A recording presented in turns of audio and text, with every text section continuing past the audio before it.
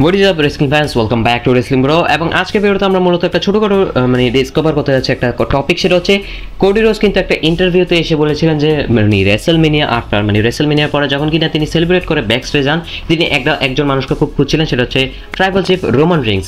তিনি আশা করেছেন কোনোভাবে গ্রিটিংস দিবেন যে থ্যাংক ইউ, এবার নতুন একটা এরা, তো সেক্ষেত্রে একটা থ্যাংক ইউটা কিছু একটা পাবেন, তবে রোমান রিংসকে তিনি আশেপাশে দেখেনি। তার মানে গরিলা পজিশনে রোমান রিংসকে তিনি পাননি। রোমান রিংস এর আগেই চলে যান। এখন বলতে পারেন ভাই রোমান রিংস এত তাড়াতাড়ি গরিলা থেকে চলে যাবেন, কারণ কোডি রোজ কিন্তু অনেক লম্বা টাইম ধরে সেলিব্রেট করেছেন। এটাও একটা কারণ হতে পারেন। আরেকটা কারণ হতে পারেন হয়তো বা রোমান রিংস ডিসঅ্যাপয়েন্টেড, অনেক কিছু হতে পারে। তবে রিসেন্টলি একটা ছবি এসেছে, তবে এটা ফটোশপ নাকি রিয়েল সেটা আমি জানি না।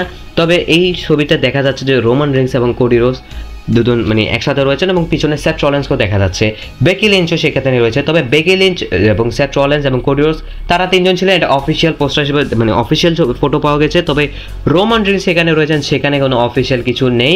তবে তাও একটা ফটোশপ বাড়িয়ে এসেছেন। তবে এখন অনেকের মতে কোডি রোজ কি তাহলে মিথ্যা বললো, কোডি রোজ কি তাহলে এটা স্টোরি লাইন হিসেবে ইউজ করলো, কারণ এটা তো এখন ট্রিপল এইচ চেহারাতে আমরা দেখি না, সেটা সত্যিটাই বের হয়ে আসে। এবং রিসেন্টলি জেউসও কিন্তু বলেছেন গরিলা পজিশন থেকে যে আমরা ম্যাচটা নিয়ে ডিসঅ্যাপয়েন্টেড, কারণ কাট হয়েছে, সময় কাট হয়েছে। তো সেই ক্ষেত্রে এটার কোনো মানে আছে কিনা, এটা কোন মানে নিয়ে আসলে বলা হচ্ছে, এবং তার মানে হয়তোবা এই ছবিগুলো ফটোশপ হিসেবেই বের হয়ে আসে, কারণ অনেকেরই কোয়েশ্চেন এটা নিয়ে যে আসলে এটার মানেটা কি। তো সেই ক্ষেত্রে আশা করি বুঝতে পেরেছেন, এবং একটা শর্টকাট ডিসকাশনের ভিডিও ছিল, এবং আজকে ভিডিওটা এতটুকু দেখার জন্য আপনাকে যাচ্ছে অসংখ্য ধন্যবাদ।